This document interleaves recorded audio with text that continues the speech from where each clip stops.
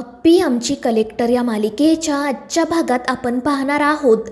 रुपाली आणि स्वप्नील बाळाजवळच बसलेले असतात आणि बाळाबद्दलच बोलत असतात. स्वप्नील म्हणत असतो की हे सगळं काही मला अगदी स्वप्नासारखंच वाटत आहे आणि त्यावर रुपालीसुद्धा हसून म्हणते की अगदी खरं आहे. आणि मग त्यानंतर ते दोघेजण बाळाचं बारसं मोठ्या थाटामाटात साजरं करायचं ठरवतात.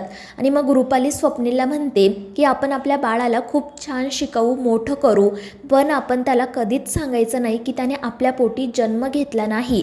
आणि त्यावर स्वप्नील म्हणतो अगदी खरं आहे, आपण आपल्या बाळाला ही गोष्ट कधीच कळू द्यायची नाही, मी घरच्यांनासुद्धा सांगून ठेवतो. तर दुसरीकडे सुजय अस्वस्थपणे बाहेर फेऱ्या मारत असतो. त्याचवेळी मनी त्या ठिकाणी येते. सुजयला विचारते की काय झालं तुला, ते बाळ घरात आलं आहे म्हणून तू काळजीत पडलाय ना. आणि त्यावर सुजय म्हणतो हो, पण तुला काय करायचंय. आणि त्यावर मनी म्हणते की या सगळ्यातून बाहेर पडण्यासाठी माझ्याकडे एक उपाय आहे, तू सरळ कोर्टात जा आणि सगळी प्रॉपर्टी तुझ्या नावावर करून घे. आणि त्यावर सुजा म्हणतो की तू चांगलीच डबल ढोलकी आहेस ग, तूच दादाला त्या बाळाला दत्तक घेण्यासाठी फॉर्म आणून दिला होता ना, आणि आता मला सांगते का कोर्टात जायला, तुला फक्त भांडणं लावता येतात. आणि त्यावेळी मनीमावशी नाटक करत म्हणते की अरे ते सगळं मी त्या रुपालीसाठी केलं, तुला माहिती आहे ना तिने किती सोसलं आहे ते, मात्र तू जर कोर्टात गेला ना तर सगळी प्रॉपर्टी तुलाच मिळेल. आणि त्यावर सुजय विचारतो मग तुला काही नको का. तर मनी हसतच म्हणते की मी त्या सरकारांना अशीच थोडी सोडणार आहे, मला जे हवं ते कसं मिळवायचं मला व्यवस्थित माहीत आहे. आणि मग ती हसतच तेथून निघून जाते.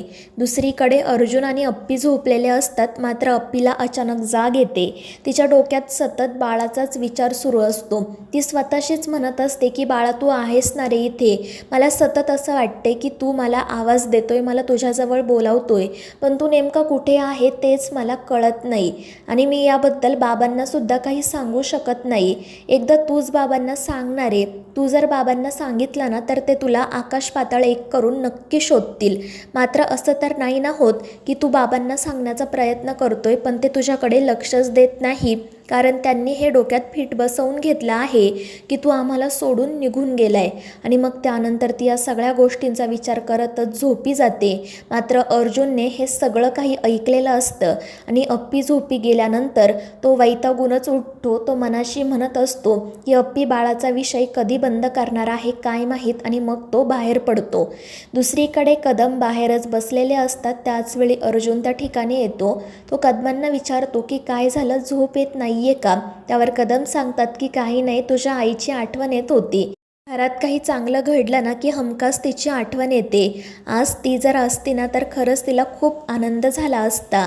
तर अर्जुनही म्हणतो की अगदी खरं बोललात. आणि मग ते दोघेही अर्जुनच्या आईविषयीच बोलत राहतात. तिच्या अनेक आठवणी कदम अर्जुनला सांगत असतात. ते सांगत असतात की तिला सगळ्याचीच खूप हौस होती, घरात सारखी माणसं असावीत असं तिला वाटायचं, ती प्रत्येकाला चहा पाण्याला बोलवायची. मात्र जशी ती गेली ना तसा आपल्या घरातल्या माणसांचा राबतासुद्धा कमी झाला, सरकारांनासुद्धा ते आवडत नसायचं. त्यावर अर्जुन विचारतो का. तर कदम सांगतात अरे त्यावेळी आपली परिस्थिती एवढी चांगली नव्हती, आम्ही खूप वाईट दिवस बघितले आहेत आणि त्यामुळे मग सरकारांना असं वाटायचं की प्रत्येकाला चहा पाण्याला कशाला बोलवायचं. मात्र मग हळूहळू पैसा येत गेला. आणि त्यावर अर्जुन विचारतो की कदम ज्यावेळी आई हॉस्पिटलमध्ये होती तेव्हासुद्धा सरकारांनी पैशांचाच विचार केला असेल का. आणि त्यावेळी कदम म्हणतात की हे काय बोलतोय तू अर्जा, अरे त्या सरकाराने कधीच पैशांचा विचार केला नाही, तिला वाचवण्यासाठी आम्ही दोघांनी सगळे प्रयत्न केले, पण शेवटी म्हणतात ना चांगल्या माणसांना देवसुद्धा लवकर त्याच्याजवळ बोलावून घेतो. आणि त्यावेळी अर्जुन म्हणतो की तसं नाही, पण आज विचार केला ना तर मनात प्रश्न येतो की जर आपण त्यावेळी मोठे असतो तर आपल्याला काय काय करता आलं असतं. आणि त्यावेळी कदम म्हणतात की ते सगळं जाऊ दे, पण आज जर आई असती ना तुझी तर तिने अप्पीला खूप छान सांभाळलं असतं. आणि त्यावर अर्जुन नाराज होत म्हणतो की अगदी खरं आहे, मी मात्र तिला नाही सांभाळू शकत. त्यामुळे कदम विचारतात की काय झालं. आणि मग अर्जुन घडलेला सगळा प्रकार सांगतो. तर कदम त्याला समजावतात की अप्पीला तिच्या पद्धतीने या सगळ्यातून बाहेर पडू दे, तू तिच्याशी काही बोलायला जाऊ नको. आणि त्यावर अर्जुन म्हणतो ठीक आहे, आणि मग तो तेथून जाण्यासाठी निघतो. पण कदम त्याला थांबवत सांगतात की जरी तुझा विश्वास नसला ना तरी माझा विश्वास आहे, कारण नियती म्हणून आपल्या पाठीशी तुझी आईच उभी आहे. तर दुसरीकडे मनी मावशी बंट्याकडे जाते. ती खूपच आनंदात असते आणि बंट्याला सांगत असते की ज्या दिवसाची आपण इतके दिवस वाट बघत होतो तो दिवस आज आला. त्या अप्पीच्या डोळ्यासमोर तिचं बाळ स्वप्नील आणि रुपालीचं झालं. आता ती काहीच करू शकणार नाही आणि त्यामुळे तो बंट्यासुद्धा खुश होतो आणि मग तो म्हणतो की आज आपण चांगली पार्टी करूयात. आणि मग मनी मावशी दारूची बाटलीच तोंडाला लावते. ते बघून बंट्याला तर धक्काच बसतो. तो म्हणतो की आई आता बास कर, नाहीतर सरळ वर जाशील. आणि तो तिच्या हातातील बाटली काढून घेतो. त्यानंतर तो तिला हे सुद्धा सांगतो की मी त्या सुजाला कर्जाच्या जाळ्यात चांगलंच अडकवलं आहे. आता तो त्यातून कधीच उभा राहू शकणार नाही. त्यामुळे मनी अजूनच खुश होते. ती म्हणते की आता त्या रुक्मिणीने जेवढा मला आणि त्या अप्पीने तुला त्रास दिला आहे ना, त्याचा सगळ्याचा आपण बदला घेऊ. त्या सगळ्या कदमांच्या लोकांना भिकेला लावू. आणि मग ते दोघेही मोठमोठ्याने हसू लागतात. त्यानंतर दुसऱ्या दिवशी सकाळी छकुली अप्पीच्या माहेरीच असते. ती अप्पीच्या स्वयंपाकाचं कौतुक बापूंना आणि आईला सांगत असते. तर तिची आई म्हणते की तुझ्या अप्पी दिदीला स्वयंपाक मीच करायला शिकवला आहे, आता तू मला नको सांगू. आणि मग त्यानंतर ती छकुलीला विचारते की तुला येतो की नाही गं स्वयंपाक. त्यावर छकुली म्हणते नाही ना, अप्पी दिदीने सांगितलंय की आधी अभ्यास करायचा आणि मग स्वयंपाक, मात्र मला अभ्यासातून वेळच मिळत नाही. आणि त्यावर दिप्या म्हणतो की उगाच काहीतरी कारणं सांगू नको आणि अप्पी दिदीचं नाव तर घेऊच नको. आणि त्यावर छकुली म्हणते नाही रे, मी खरं सांगते, आधी मी अप्पी दिदीकडे अभ्यासाला जायचे ना तेव्हाच तिने मला हे सांगितलं होतं, पण आता मला तिकडे जातच येत नाही. त्या दिवशी सगळेजण माझ्यावर खूप रागवले होते. त्यावर बापू विचारतात का गं. आणि मग त्यावेळी छकुली त्या दिवशी घडलेला सगळा प्रकार त्या तिघांना सांगते आणि त्यामुळे त्या तिघांनाही धक्का बसतो.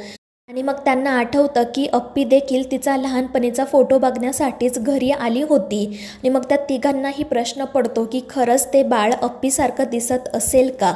तर दुसरीकडे सुजय आणि पिहू त्यांच्या रूममध्ये बसलेले असतात. पिहूला एका महत्त्वाच्या मीटिंगसाठी जायचं असतं. त्यामुळे ती सुजयला विचारत असते की मी कोणती साडी नेसू. आणि त्याच वेळी सुजयचं लक्ष कपाटात असणाऱ्या पिहूच्या दागिन्यांकडे जातं. आणि पिहू तेथून बाहेर पडल्यावर तो ते सगळे दागिने घेतो आणि घराबाहेर पडतो. तो मनाशी म्हणत असतो की पिहू मला माफ कर, पण मी हे सगळे दागिने तुला एक ना एक दिवस नक्की परत करेल. आणि त्यानंतर मग जेव्हा पिहू पुन्हा रूममध्ये येते तेव्हा तिला काहीतरी गडबड जाणवते. आणि मग ती जेव्हा कपाटामधून तिच्या दागिन्यांचे बॉक्स काढते तेव्हा तिच्या लक्षात येतं की सुजय सगळे दागिने घेऊन निघून गेला आहे. आणि मग ती पूर्णपणे खचून जाते. त्याच वेळी मनी त्या ठिकाणी येते. ती पिहूला विचारत असते की काय झालं बाळा, सांग ना या मावशीला. आणि मग पिहूसुद्धा मूर्खपणाने तिला सगळं काही सांगते. त्यामुळे मनी खुश होते. पण ती मुद्दाम पिहूला आधार देण्याचं नाटक करते आणि म्हणते की थांब, मी बंट्याला फोन करून विचारते त्याला काही माहिती आहे का. आणि मग ती लगेच बंट्याला कॉल करते आणि त्याला हे सगळं काही सांगते. त्यामुळे बंट्या खूपच खुश होतो. तर मनी मावशी त्याला विचारत असते अरे पण सुजाने ते दागिने नेमके कशासाठी नेलेत. आणि त्यावर बंट्या तिला सांगतो की तू त्या पिऊला घेऊन लवकर शेतावर ये, मग सगळं काही कळेल. आणि मग मनी मावशी लगेच पिऊला घेऊन शेतावर जाण्यासाठी निघते. तर बंट्या हसतच म्हणत असतो की आज ती अप्पी दोन्ही बाजूंनी अडकणार. एकीकडे तिचं बाळ स्वप्नील रुपालीच्या ताब्यात जाणार आणि दुसरीकडे तिची मैत्रीण तिच्यासोबत असणारे सगळे संबंध तोडणार. तर मित्रांनो, या मालिकेच्या पुढील भागांच्या अपडेट्ससाठी आपल्या चॅनेलला सबस्क्राईब करा.